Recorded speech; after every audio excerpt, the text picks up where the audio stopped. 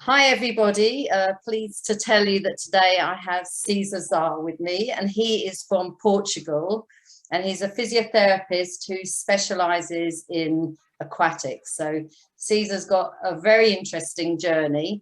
So grab yourselves a cup of tea, coffee or glass of wine, and whatever the time of day is for you, and sit back and enjoy while I talk to César about his life in aquatics and what led him to where he is today. So hi César.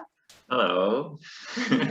It's great to have you here today. So, and thank you for agreeing to chat with me, because you are a very, very busy man, that I know. I don't sleep much, so it's okay. Oh, well, that's all right. And maybe your dog might make an appearance, because I see lots of pictures of you. Maybe he loves to appearance in my videos and my conference. So exactly. So you never know. He might make an appearance. So anybody that might have seen you on Instagram or Facebook or anything, they know that your dog is a big part of you. So let me start off with really what brought you into the pool in the first place? What was your journey that took you into your passion for aquatic therapy?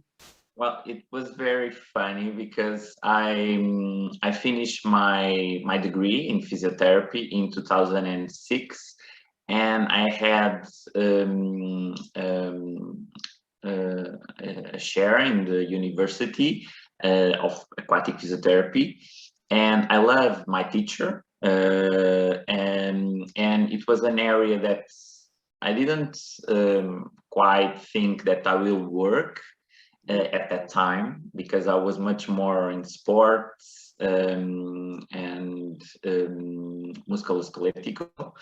And then my first job in my city where I live, in Barreiro, near Lisbon, was in a pool. Well, a colleague of me asked me, "Oh, can you make some hours in the pool?" And I was like, "Oh, in the pool? No, I'm more in clinic."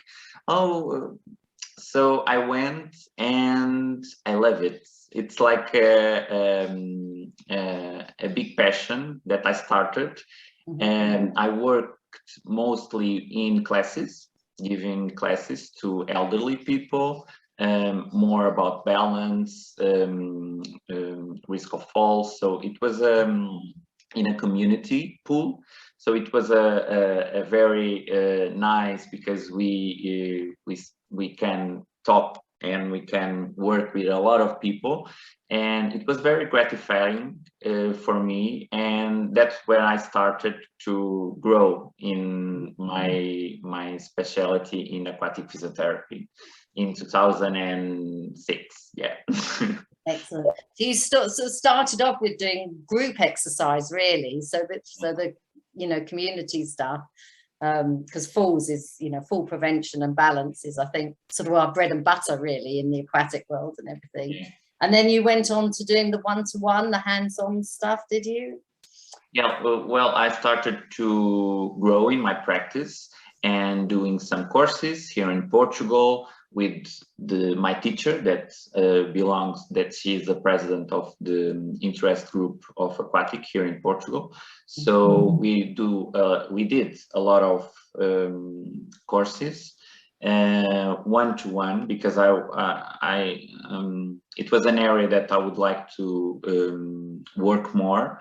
So I started to work more with one-to-one with adults, and then now it's more with children. Well, children with disabilities, autism. So we combine the aquatic techniques of physiotherapy with exercise, with psychomotor activities, educational activities. So we work with psychomotorists, with teachers. So we have a team in the area of the pool, and it is very gratifying, because we see that these children works much more motivated in water than in land. So it's very good for them. Yeah, it's lovely to see. I've got a young lad who's got Duchenne's, and to see the amount of freedom he gets in the pool, as opposed to being sort of in his wheelchair, and he's got electric wheelchair, so you know, very limited mobility on land. So it's very beautiful, isn't it, to see them? Yeah, Yes. very, very nice, very nice, excellent. So so you've gone sort of like, really, you've gone in reverse. You've gone from the adults down to the children, rather than working with the children up through to the adults and everything. Yeah. But it is important. You were saying about having a team to work with. I think it's, you know, it is very important to sort of have people that you can network with as well, and sort of work with, and especially on cases where you can have the different inputs. You could have like a speech therapist come in. You can have, you know, yourself as a physio, as you can have the occupational therapist and everything. So those teams, I think, are very, very important when it sort of comes to the rehab side. But I think it's also the same when it comes to the fitness side. You know, working from the fitness side, people, especially in the UK, they're very individual and very isolated. We don't have much of a crossover, which is very sad. And I think, you know, for people's well-being, it's more important that we do try and work together. Here in Portugal, well, in 2010, I worked 4 years in the pool, and in 2010, I understand that I need more knowledge in the other areas of aquatics. So in swimming, in hydrogymnastic, and with babies. So I did a post-graduation here in Portugal that is very general with all these areas. So it was I was the only one physiotherapist in the post-graduation. The other ones were much more in the fitness area. And it was very good because we exchanged a lot of information. And with some of the colleagues, we started to grow. Like sometimes I'm with the children, and then when the children finished the objective, I passed to the fitness professional. So we did a lot of exchange in patients, and it was very good because we can connect more, and even with the families, we see the evolution of the children. Because I think the process of rehabilitation is very important, but we need to establish some objectives of more about the exercise, that we need a team to work in that area. So I think it's very important, that connection that you said. Yeah, absolutely. I mean, I know that sometimes I'll see some therapists come into the pool and they'll do rehabilitation, and they're going through swimming, and the client is like swimming head up, and I sit there and think, oh, you know, like one of the first things you should be saying is, do you swim head up or head down, and work on that, because, you know, sort of compression of the spine, especially as where I work is very much, hey, well, here it is. He wants to appear a bit. Absolutely. What's his name? Loki. He doesn't like water, and it's very sad for me because I love water and he doesn't like it. So, but I will try. Do some Halloween with him. I've got a cat, and he definitely doesn't like water. I don't think I'll ever get him there. He's typical like,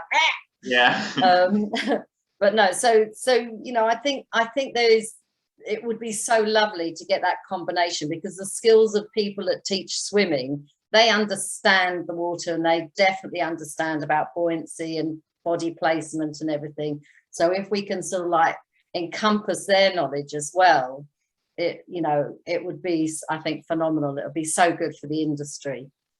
And for example, here in Portugal, with the last conference that we did, we invite colleagues from the area of the fitness, of Aqua Pilates, A.R.E.A, and other areas, that for us physiotherapists, it's a combine of techniques and experience that I think we can learn from each other. So it was very gratifying, and the people that went to the conference understand that it was very very good for them, for their practice, because we started to look more open in thinking of our ways of working with the patient. So yeah. Absolutely, yeah. Well, I mean, that's how I started. I started off as a swimming teacher and then became a club coach, then became a county coach and a judge and a time, you know, so my journey was right the way through the whole aquatic spectrum, you know, into group exercise and aquatic fitness. And, you know, then people said, oh, you know a bit about the human body, I've got this, so I'll toddle and do another course. And, you know, and that's really how I ended up doing a degree, because I needed the medical knowledge and then, you know, the postgraduate and the master's. So I've sort of like, you come this way and gone that, and I've come that way and gone that. So it just, you know, it does show that that crossover can be just so vitally important, and how we can all learn from each other. So, which is brilliant. So what part of the sort of the aquatic side, I mean, I know you're very much involved in organisation, which we'll talk about in a minute, but with the sort of aquatic side, what is your sort of favorite thing to work, or your, I don't know, you know, your passion within the water?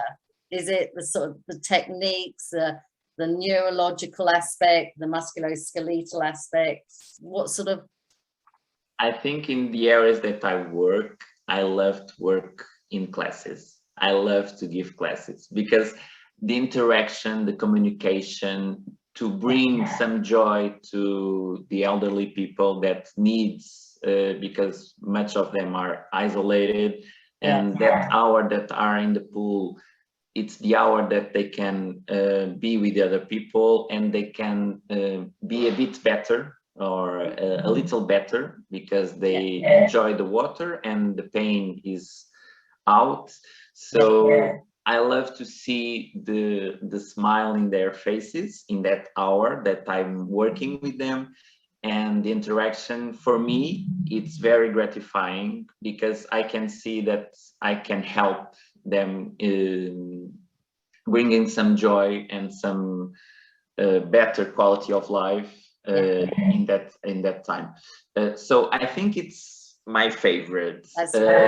Yeah, I think it's my favorite. I think you also get a lot of you know, there's that chatty, as you say, the communication, that you can sort of, you know, be a little bit sort of jokey with people and things. When there's a group, it's much easier than when it's sort of on that one. And I love to talk, and I love to be with other people. So for me, it's a very easy way of interact, and I love those kind of interactions. So, yeah, that's fabulous. So do you have a piece of equipment that you like to use? Well, the noodle, I think it's the noodle sort of like I think it's my perfect, because we can do so many things with it. So and normally the elderly people, it's their favorite equipment. So I don't work with a lot of equipment, because it's a community pool, so we don't have much equipment. But I think the noodle, it's maybe one of the basics, but I like it. Yeah, it's like, you know, it goes with the water, really, doesn't it? You can't have a pool without water, but you also need that noodle to sort of like be so versatile from the young children up through to the elderly and everything. So no, I quite agree. It is one of those. So what do you think has been your biggest challenge in your career as well? What's made you think the most? Well, I think the mark in my career, I think it's a small career, because I'm very humble. For me, I'm very happy working with my patients. I don't have big objectives. I just want that the area of aquatic can be more representative, because I think sometimes working in water doesn't have the same value as working in land. And when we work in water, major benefits that we can give to the patients, and sometimes we don't have that type of recognition. So I think the point of my career that I'm more happy was the creation of the UAPT in the general meeting in 2019 in Geneva, and it was like an experience because we were like 100 and something members in the World Physiotherapy general meeting, and they approved the group, the subgroup, and we had to stand from all of those members. So my legs were like shaky and it was an experience that like I contribute to will give a recognition to aquatic. So I think that's the mark. Well, professionally, of course, professionally, I think that's the mark. Yeah. Excellent. Excellent. And how many countries does it represent now?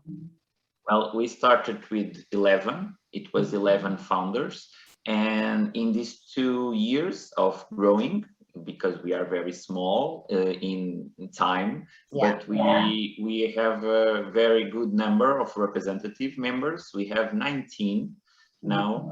So we have from Asia to Africa to Europe to America, all the areas of America. So we have members representative from around the world, but we want much more.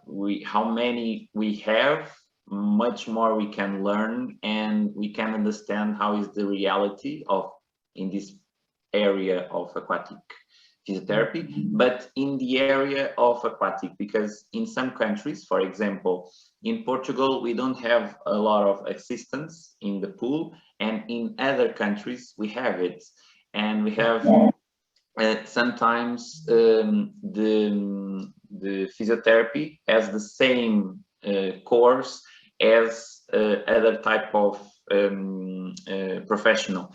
And for example, in Europe, that's not very usual. So we are understanding the reality, because we have to start to make some standards, and it's complex, but I think it's a growing process. Yeah. Excellent. And to be a member of this, how do people go about becoming members? So we have some categories. We have the full member, because full member is like a group of interest in aquatic physiotherapy that are a member of their national association of physiotherapy, and they have to be member of the World Physiotherapy. But we have other types of categories, like we have individual members. It's aquatic physiotherapists that like water and works in water and wants to work with the UAPT, so they can enter in our database and they can know everything about us, about our news.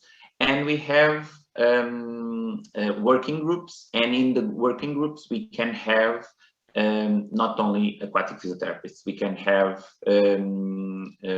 persons that have experience in water and give courses in other areas of aquatic, to like exchange knowledge, to the research process, educational committees. So we are trying to build a community that can bring some recognition to working in the aquatic environment. That'd be fun if we can get sort of like if we can get a worldwide sort of recognition and then a worldwide standard. I mean, that would be absolutely amazing. We hope so.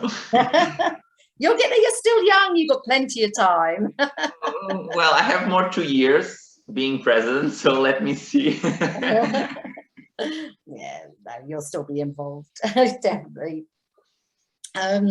So other than that, what other sort of like areas, because I'm sure that there's other things that you're involved in as well.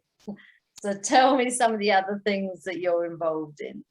Well, I'm involved in the pediatric subgroup too, in a committee, in the educational committee, because pediatrics is an area that I work a lot. I work in an institution that works with children with incapacities in land and in water. I started the project because when I entered to the institution, unfortunately, they didn't have a project working in water, and for me, it was like unthinkable. We have to have it. So I started to bring these children to the community pool in their city. So we started the project, and well, it was my master project and one of the projects that I published in a magazine, in a paper. So it's very useful for me because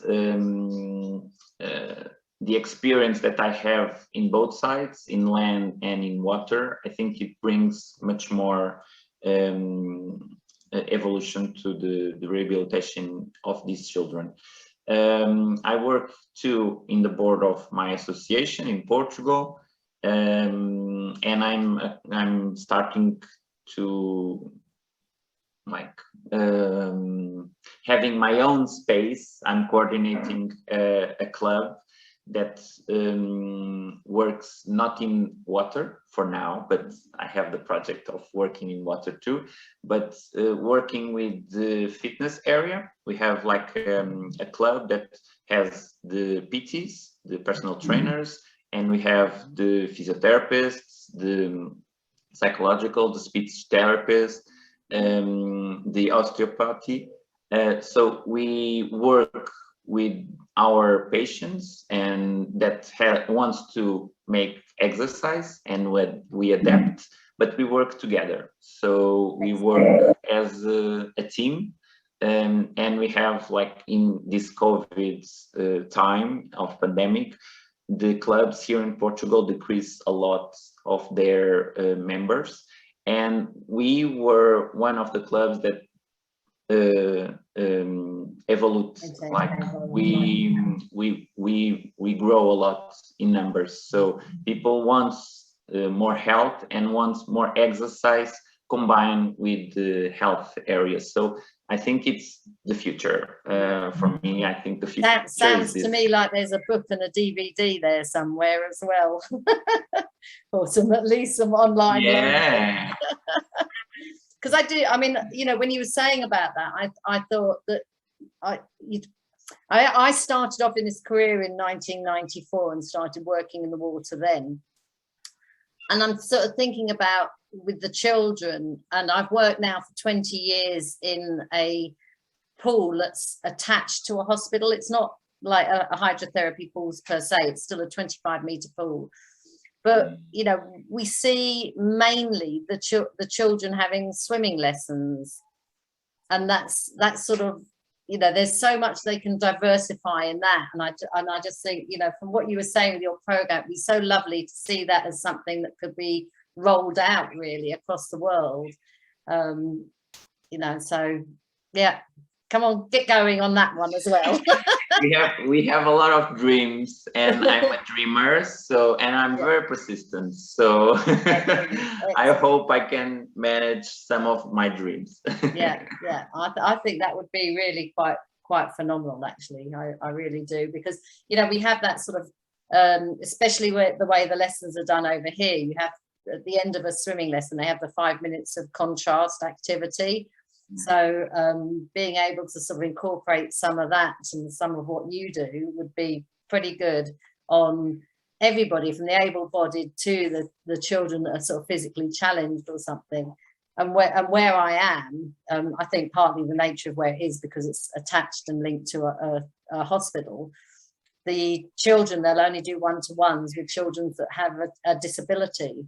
So I think, you know, for that aspect, these swimming teachers, they really need this sort of extra knowledge and alternative things that they can do with them, because they do get challenged. And sometimes I'm saying to them, you know, you need to try this, and have you tried that? But I think a program, there you go.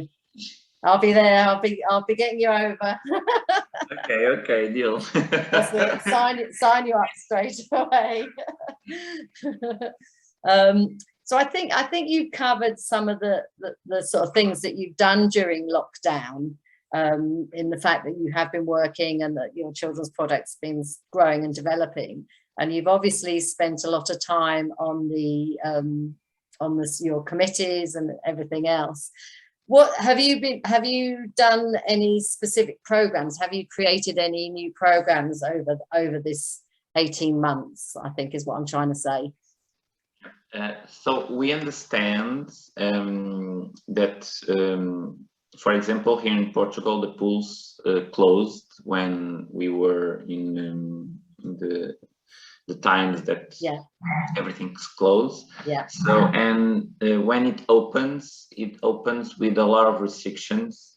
So it was very hard, specifically for community pools. Yeah. Because the therapeutic pools were very easy to open. So here in Portugal, we had a lot of problems. So we have to adapt, and of course, we work a lot in land and with Zoom and with Teams, and we saw some growing more in the exercise area, because some of the children understand that if they do like 10 repetitions of 2 series, they can understand that the muscles are growing, and if they work each day, they can have more stability, more balance, more.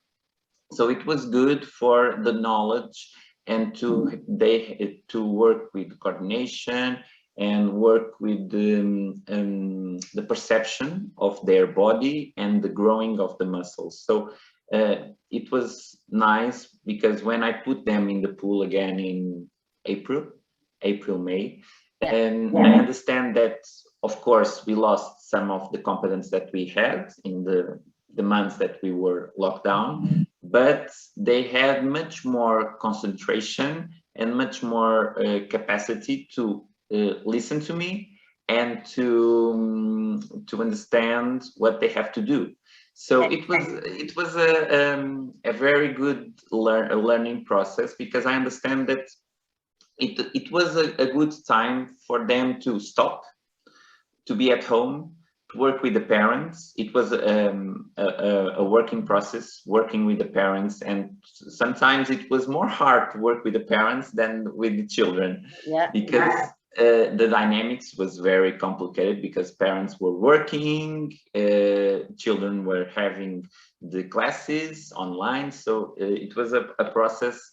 But it was funny in some ways. It was funny, and I think they have other types of perception of our work too. They recognize that our work is very important. So about the programs, we are trying to, in September, because now we are on vacations, but in September, we are going to change a bit we are going to complex our objectives, because we understand that the children give a step forward.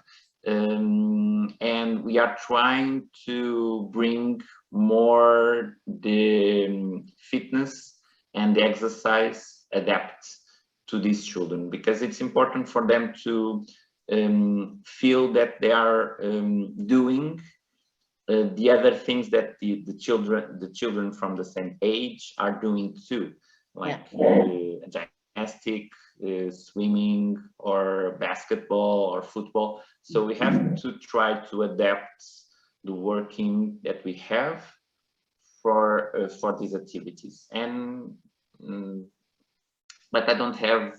I'm trying to combine a program to start in September. Yeah. Excellent. So that would be a sort of land and water combined program, and part of it done on Zoom. Well, maybe because we don't know how things are going because here in Portugal it went like this. Yeah. So I don't know how it will be in September. Now we are not very good, but the numbers are decreasing again. But I don't know if September it will be a bad month, because in vacations normal people try to combine a lot of people and drinking and eating and families, and so we will see how it will go in September. But we have the idea of maintaining the Zoom for some time here. Yeah, I think Zoom's here to stay. I do think sort of even if it's for doing like initial consultations, I think that's quite good, because there's a couple of things. Is that they don't need to leave home, so if people are sort of traveling away, they don't need to include like half an hour's travel time to and half an hour travel time from. And plus at the end, you know, you can sit there and go, right, your half an hour, whatever's up, click end of meetings, so it doesn't run over and everything. So I think there's some of the advantages with the Zoom aspect. And again, people get to see you, so rather than being on a phone, you know, that they can actually get to see you. So I think that is something that will stay. Of course, because for example, during the pandemic, I did 2 post-graduation courses for 1 year, and I did it in the same like one was in the morning and the other one was at night. So in my home, and I did it the 2 at the same time. So it's obviously it can help us, because if it was presential, I cannot do it. I did one first, and then the next year I did the other one. So I learn a lot in a small time period. So yeah. Yeah, definitely. I did. I mean, I did some of my teaching over Zoom, so I experienced that as well. But I've had some of the students actually for their placements with me over the last couple of months, and the downside for the university students is they're not getting the hands-on very much, because obviously you know, with the pandemic and everything. So I do feel for them, because it's with these qualifications and these degrees that are manual handling, you know, it's gonna be a tricky time for them when they graduate and they come out. But hopefully we'll all be here to sort of support them and mentor them as they go along. Exactly. Yeah. So, but hats off to you doing 2 postgraduates in that time. But it was not in our areas. It was in management and leadership and organization of time and teams. So it was like more of my part of coordination now. Yeah. So because I didn't have a lot of knowledge in study, because I have a bit experience of coordinating, but I need the. But I think, you know, because when you're a practical person, and I don't know whether the qualifications and degrees are the same in Portugal to the UK, but they don't teach you the business side of things very much. No. And then you're sort of like, you're led out into the big wide world and sort of go, I actually don't have that skill set at all. So it's hats off to you. Well done. It's important for me to organize my brain in some areas of how do I coordinate a team that has like 10 people, or how an institution that has 80 persons working. So it's a very different type of ways of leadership and coordination and management. So it's a very hard task, but it's very gratifying, because when you see the realization of the objectives, it's very good. Yeah. Oh, excellent. So I think, I don't know, I just can see you sort of conquering the world, really. You've got the youth and you've got the energy. I hope so. So, you know, I'm just hoping that sort of as the UK, especially with the sort of people that aren't necessarily physiotherapists, that they can actually come and join part part of your team. So maybe you can sort of send me a link and we can put it up when we put the Zoom up on how to actually contact you and how to contact the group and everything. So that would be pretty good. Yeah, of course. Excellent, excellent. Well, I'm hopefully picking up my PhD as well next year. I've got a meeting with a Zoom meeting, that is, with somebody in America I want to sort of talk about, because I'm fascinated on how fascia is affected in water and everything. So that was what I did my master's in. So I sort of want to take it that bit further. But unlike you, I did let the ball drop for the whole of the pandemic. I wrote a lot of workshops and I did a lot of Zooms, but education wise, I was very low on the scale of things like that, but still, never mind. We'll get there.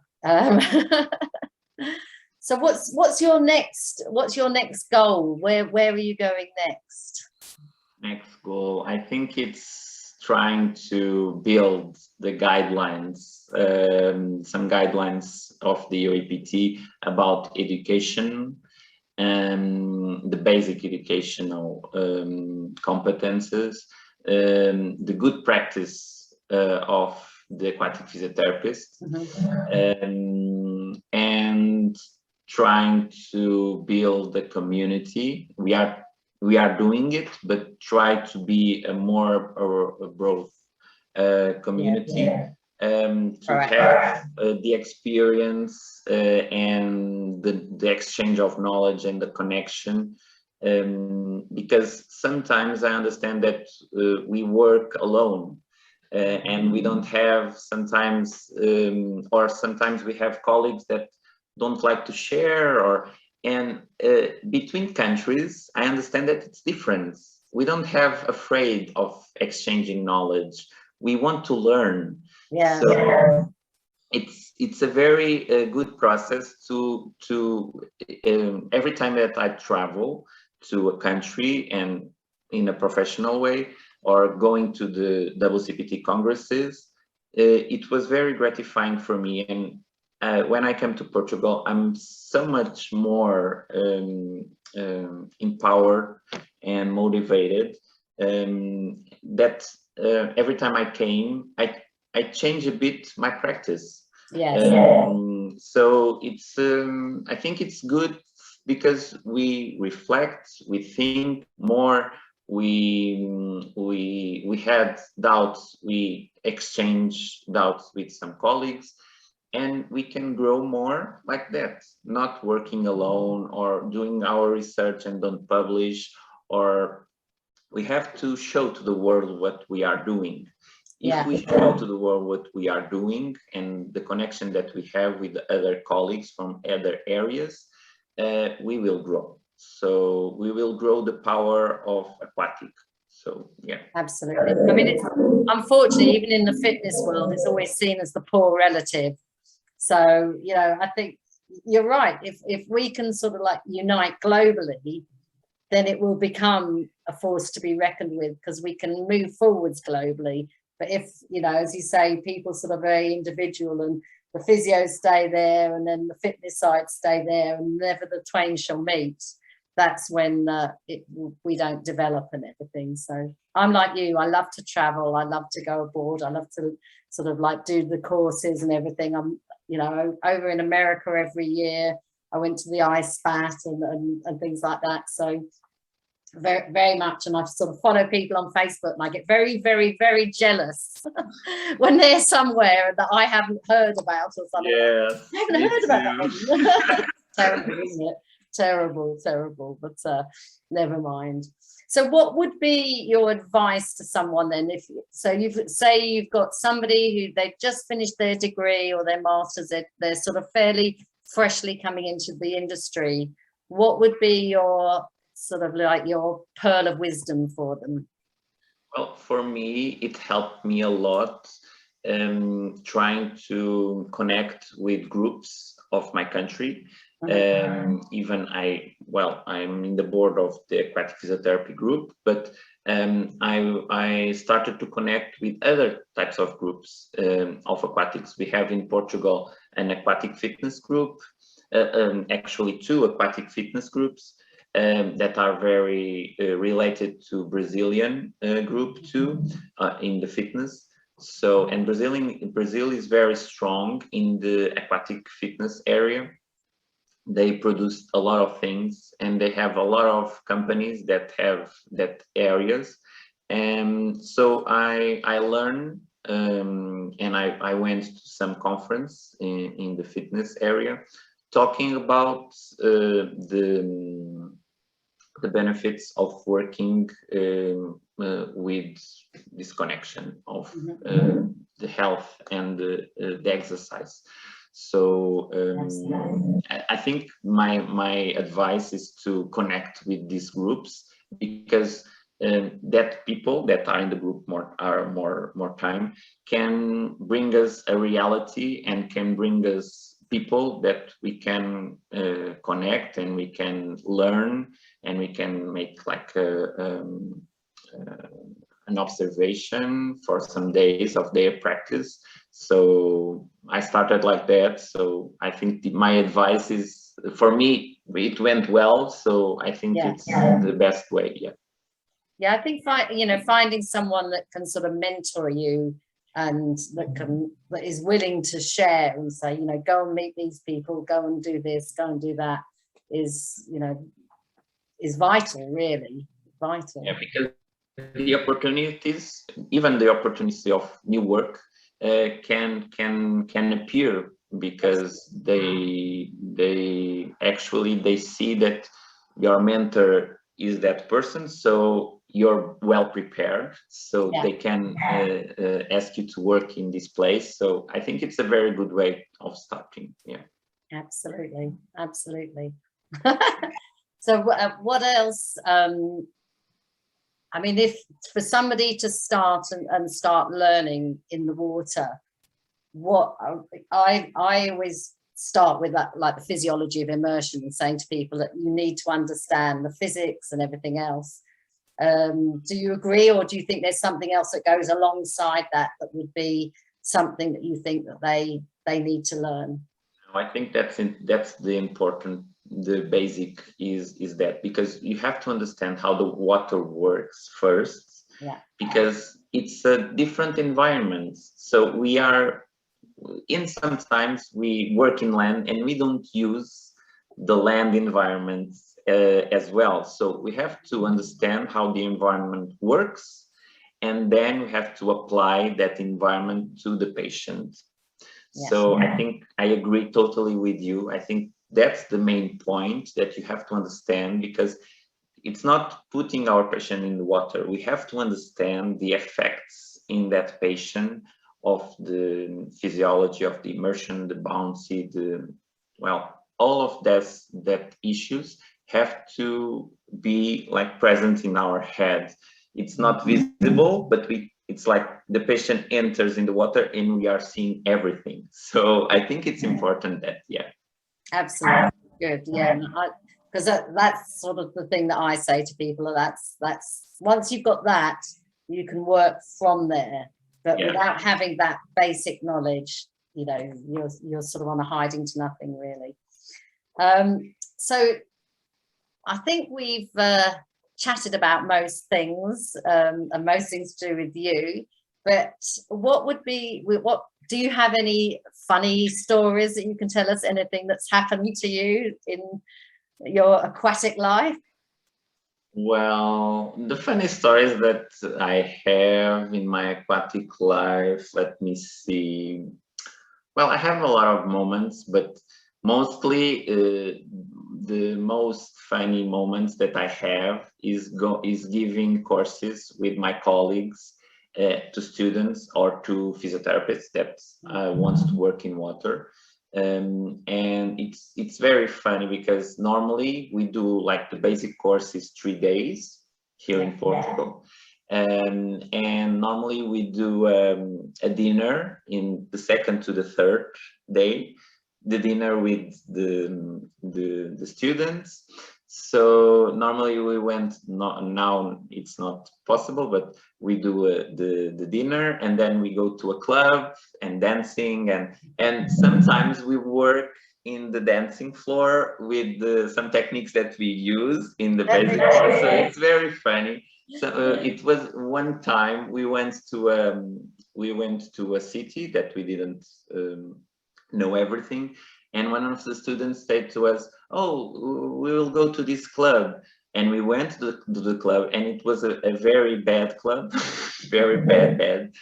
And then we go out because we didn't like it, and we went to Fatima. It was like we went to a wrong road, and we went to Fatima. It's a place, it's very religious place, and it was like 2 in the morning. So it was a very good and funny night. But the moments normally it's like this type of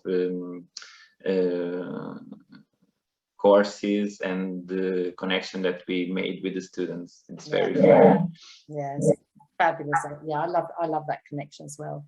So if you can be remembered for one thing when you retire, which is a long time away, but if you could be remembered for one thing, what would you hope that your legacy will be? Well, I normally said to my parents and to my family that my mission here in my life is stealing smiles to persons. So if I do that, for me, it's my because when I see people smiling because of me, I think it's the most important thing for me, because I'd be much more happy if I see the other people happy, because if they are sad, I cannot be happy. And I normally say that my mission here is to bring happiness to people that are around me. So I hope I will be remembered by that, like being the person that brings joy and happiness. Yeah. It is. I think that's one of the most rewarding things about our job, is when somebody walks away, you know, they come in pain or something, they walk away with a smile on their face. So there's nothing more rewarding than that. And I'm normally like this. I'm always smiling because I'm always happy. I like to smile. So I think everyone needs sometimes to smile. So yeah, that's it. And the job just is so rewarding as well. Yeah.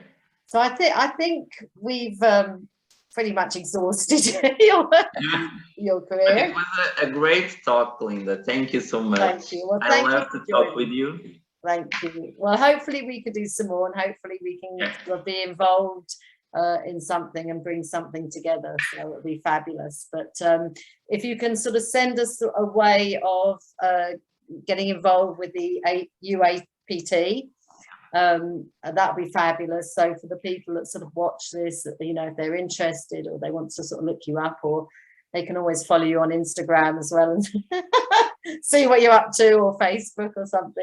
Yes. But yeah, no, lovely. Well, hopefully I'll get to see you again in person at one of the conferences somewhere soon. Yeah, I hope so too. Yeah. All right. Well, thank you very much, César, for your time. Very much appreciated, and for chatting with us. And well, enjoy your summer holiday, because you've got a little bit of time off. So thank you so much. Thank you so much, and thank you for inviting me to this lovely conversation with you. Lovely. Well, it's been a pleasure, and I've really enjoyed talking to you. So thank you very much.